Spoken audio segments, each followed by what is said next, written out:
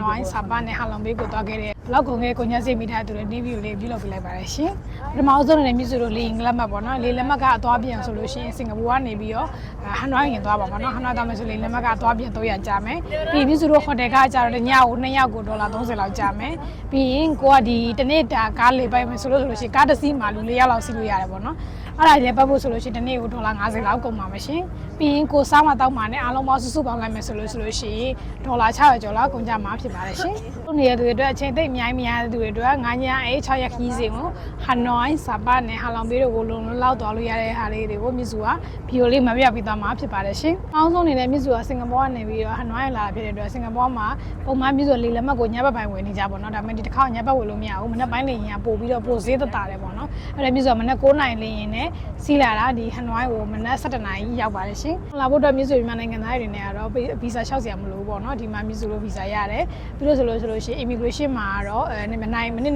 20ပြီးလို့ရှိရင်တစ်နိုင်လောက်ထိကိုကြာတတ်တယ်ပေါ့နော်မြစ်စုလိုလာတာတော့မိနစ်20ပဲကြာပါတယ်ရှင်ပြီးလို့ဆိုလို့ရှိရင်မြစ်စုအဓိကငှားမှာတက်စီပါတက်စီကတော့ Grab တက်စီကိုလည်း scan မမိဖို့အတွက်အရင်ရေးကြည့်ပါတယ်ရှင် Grab တက်စီကကိုငှားတာတက်စီနဲ့တကယ်မှန်တဲ့ကန်နဲ့ဆိုပြီးတက်စီပြီးတော့မှစီးတင်ပါတယ်ရှင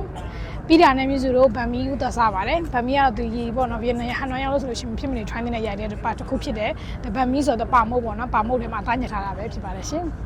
်မြစ်စုကအိုးတောင်းထဲမှာပဲဒီဟန်နွိုင်းရောက်လို့ဆိုလို့ရှိရင်ဖြစ်မနေစားတင်တဲ့ပန်ချကိုသွားပြီးတော့စားပြခဲ့ပါတယ်ရှင်ပြီးရနဲ့မြစ်စုတို့ညပိုင်းထီကိုညနေပိုင်းမှာတော့ရှောက်လေလိုက်တယ်ပြီးညပိုင်းမှာဒီ trade street ပေါ့နော်ဟန်နွိုင်း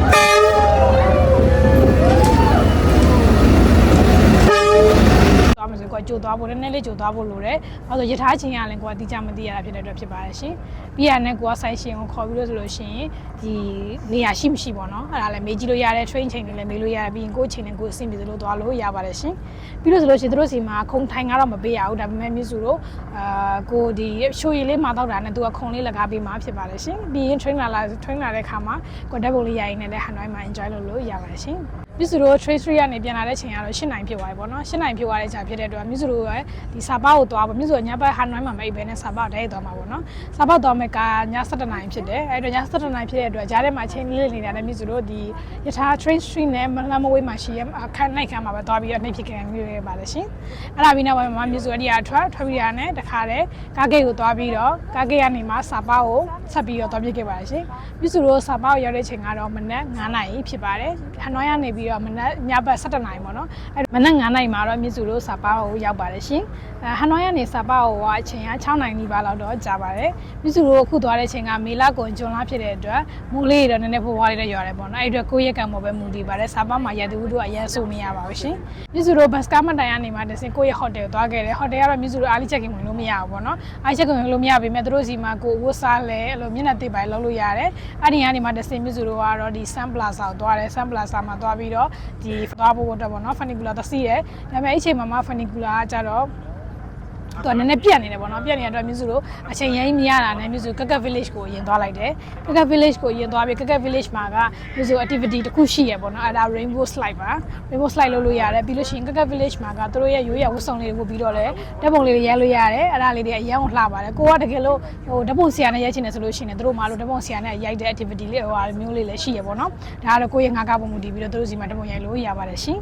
်ပြီးရတဲ့မြစ်စုကဒီကက village မှာလဲပြီးရတဲ့တခါ festival ဘက်ကိုပြန်သွားတယ်ပေါ့နော်ကက village ကိုသွားတဲ့အချိန်မှာမြစ်စုတို့ festival နဲ့ကက village ကိုသွားဖို့အတွက်ကမြစ်စုတို့ဆိုင်ကယ်ငှားခဲ့တယ်ပေါ့နော်စကူတာလေးငှားပြီးတော့သွားခဲ့တာဖြစ်ပါတယ်ရှင်စကူတာဟာအရင်ကတတာပါတယ်10နိုင်မြစ်စုတို့10နိုင်စာငှားတယ်ပေါ့နော်10နိုင်စာငှားအောင်မှ$6ဆိုလို့ရှိရင်$6 $9ပဲကြားတင်ပါတယ်ရှင်အဲ့ဒီကနေမှာကက village မှာကဘာလို့လဲဆိုမြစ်စုတို့ရွာထဲကိုဝင်တဲ့လမ်းမှာကသူကဆိုင်ကယ်တခါစီးရတယ်ပြီးဟိုအထက်ထီကိုရောက်ဖို့အတွက်ပေါ့နော်တခါဆိုင်ကယ်စီးတချို့ကျတော့လမ်းလျှောက်ပြီးသွားတဲ့လူမျိုးတွေရှိရတယ်လမ်းလျှောက်အတွက်ချိန်ရမ်းကြတယ်မြစ်စုကကြကိုယ်ဆိုင်ကယ်နဲ့ကိုလာတာဖြစ်တဲ့အတွက်ဆိုင်ကယ်လေးစီးပြီးတော့ပဲအောက်ထိဆင်းပြီးတော့အနီးဆုံးနေရာနာထီကိုသွားခဲ့အတွက်ချိန်လည်းရမ်းမကုန်ပါဘူးရှင်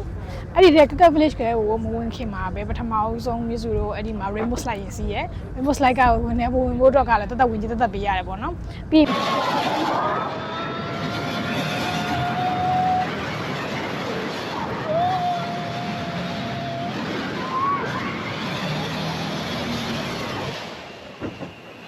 မြစ်စုတို့အဲ့မှာကက village မှာလေတာနေ့တော့လောက်ကုန်ပါတယ်ရှင်ပြီးရတဲ့မြစ်စုတို့ဒီ festival ဘက်ကိုပြန်သွားတယ်အခုဒါပထမအဆုံးအနေနဲ့ CF Funicular ဖြစ်ပါတယ်နေကင်းမိုင်းဆိုလို့တော့အရန်များတော့အရန်လည်းကောင်းပါတယ်အခုဆိုရင်မြစ်စုတို့ view လေးလည်းသိချရရမ်းလို့ရမှာဖြစ်ပါတယ်ရှင်အားလုံးပဲလိုက်ကြည့်ကြပါအောင်နော်ခိုင်းပါဟုတ်ကဲ့နောက်ကရအောင်စားပါစား အခုဒီနေရာနေဆက်ပြီးတော့မြစ်စုတို့ကေဘယ်ကားစီးရဲ့နေရာသွားမှာဖြစ်ပါတယ်ဒီနားမှာလည်းပန်းချံရမ်းလာတဲ့ပန်းချံလေးရှိရပေါ့နော်ဒါပေမဲ့မြစ်စုတို့အပြန်ကြမှာပန်းချံမှာတပုံအေးစေးဝင်ရိုက်ပါမယ်ရှင်ခုတော့ကေဘယ်ကားစီးပေါ်ရောက်လာပြီခုနောက်ထပ်ကတော့မြစ်စုတို့ပန်နီကူလာသေးလေးထပ်ပြီးစမှာဖြစ်ပါတယ်ရှင်ဒါသူတို့ကွက်စားပြီးတော့လေးလာပါရှင်ဒီပန်းရတဲ့သူကတော့စိုးမြောက်ပေါ့နော်အခုမြင်ရတဲ့အတိုင်းပဲတခါကျလို့ဆိုလို့ရှိရင်လောကတည်းကမမြင်အောင်မိုင်းနေပြီးနေတတ်ပါတယ်ခွေးရကံပေါ့နော်ရတဲ့သူကတော့ပြောင်းနေပါတယ်ရှင်အဲ့ဒီဖန်နီကူလာထက်စီဖို့တော့မြစ်စုတို့လက်ကတစ်ပေါင်း100လောက်တက်မှာဖြစ်ပါတယ်ရှင်ပြစင်းလာပြီးတော့အရန်လည်းပြင်ပန်းဝါပြီးညနေလည်းမိုးချွတ်သွားပြီးဆိုညနေပိုင်းကိုနည်းနည်း relax လေးဖြစ်နေသူကမြစ်စုတို့သွားတဲ့ချိန်ကညဘက် night market ရှိရပေါ့နော်အဲ့တော့ night market မှာလည်းသွားပြီးတော့လည်းပြည့်ခဲ့ပါတယ်ရှင်အဲ့ဆိုတော့မြစ်စုတို့ပထမအဆုံးနေ့မှာကမြစ်စု2နေရာပဲရောက်ခဲ့တယ် Fancy Band နဲ့ Keke Village ပေါ့နော်အဲ့တော့မြစ်စုတို့နေ့မှာကြာမြစ်စုတို့ကားတစ်စင်းလုံးငှားလိုက်တယ်ပေါ့နော်2ယောက်စားလို့ရှိရင်$45လောက်ပေးရတယ်ကိုကတငယ်ချင်းမြိုင်းနေလာမယ်ဆိုလို့ရှိရင်တော့ပို့ပြီးတော့တန်ပါတယ်ရှင်အဲ့ဒီကနေမှမြစ်စုတို့ဘယ်ကိုသွားလဲဆိုလို့ရှိရင်ပထမဆုံးမှန်တရားကိုသွားတယ်ဘာလို့ဆိုမှန်တရားအဝေးဆုံးနေရာမှာရှိရပြီသူကမှန်တရားကိုသွားတယ်မှန်တရားမှာရှိရပြီ activity တွေမြစ်စုတို့လုပ်လို့ရမယ်ပြီးရတဲ့မြစ်စုနောက်ထပ်သူတို့ရဲ့တခြား activity ရှိရနေရာလေးတွေမြစ်စုတို့သွားတယ်ပြီးရင်နောက်ထပ်ဒုတိယနေရာတစ်ခုကကြတော့မြစ်စုတို့ very နဲ့နောက်တစ်ခုက Chaos Heaven ရှိတဲ့နေရာလေးတွေသွားခဲ့ပါတယ်ရှင်ပြီးရင်မြစ်စုတို့ကိုရဲ့အစင်ပြည့်နေရာမှာနေလဲစာဝင်စားလို့လည်းရတယ်ပြီးရတဲ့နောက်ထပ်တစ်ခုသွားခဲ့တာကတော့Love Waterfall ပေါ့နော် Love Waterfall နောက်ထပ် waterfall တစ်ခုရှိရယ်တစ်ခုကတော့ဒီလမ်းမဘေးတင်မှာနော် Love Waterfall ကတော့မြစ်စုတို့လမ်းလေးလျှောက်ပြီးသွားမှာဖြစ်ပါတယ်ရှင်အဲ့ဒီကနေမှတစ်စင်မြစ်စုတို့ပဲသွားခဲ့ဆို Moana Coffee ဆိုင်နဲ့နောက်ထပ်တစ်နေရာကတော့ Pine Coaster ပဲဖြစ်ပါတယ်ရှင် Moana Coffee ဆိုင်ကတော်တော်လေးစုံနေလို့ပြောရမှာပေါ့နော်မြစ်စုတို့ချင်းမိုင်တို့ဘာလို့မှဒီ location တွေမှာအများကြီးရိပ်ဆက်ရှိမယ်သူကတော်တော်လေးလည်းများတယ်တန်လဲတန်တယ်ဝင်ကြီးနဲ့ coffee နဲ့တော်တော်လေးတန်ပါတယ်ရှင်အဲ့တော့ Moana Coffee သွားတာအရင်ကတန်ပါတယ်ရှင်ဒါကတော့မြစ်စုတို့ရဲ့ဒုတိယနေ့လေးကဒီမှာပဲပြီးဆုံးသွားပါပြီနောက်တစ်ခုကတော့စာပါရောက်လို့ရှိရင်သူ့ရဲ့အဲ့လိုမျိုးမဖြစ်မနေထိုင်းတဲ့အထဲမှာ salmon ဟော့ပေါ်လဲပါပါတယ်ရှင်အရင်လည်းစီးတော့မများဘူးတန်လဲတန်တယ်သူက salmon တစ်ကောင်လုံးပေးရဆိုတော့လေ salmon ဟော့ပေါ်အရင်ကိုတန်ပါတယ်တကယ်လို့ကိုကစာပါရောက်မှဆိုလို့ရှိရင် salmon ဟော့ပေါ်လေးမဖြစ်မနေထိုင်းကြပါရှင